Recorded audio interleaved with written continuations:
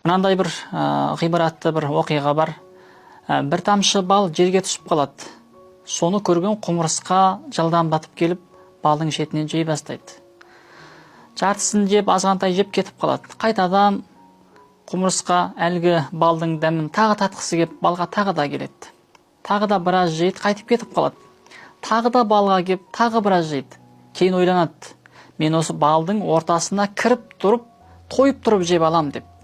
Әлгі құмырсқа қайтадан ойланып келіп, балдың тура ортасына кіріп жеген кезде құмырсқа әлгі балдың ортасына батып өліп қалады. Осыдан мынандай бір ғибрат шығарған екен: дүние бір тамшы балға ұқсайды, ал адам баласы әлгі құмырсқаға ұқсайды дейді. Кім дүниеден қажетін ғана алса, әлгі айтқанымыз сияқты құтылған құмырсқа сияқты өзіне қажетін ғана алып кетіп қалған құмырсқаға ұқсайды.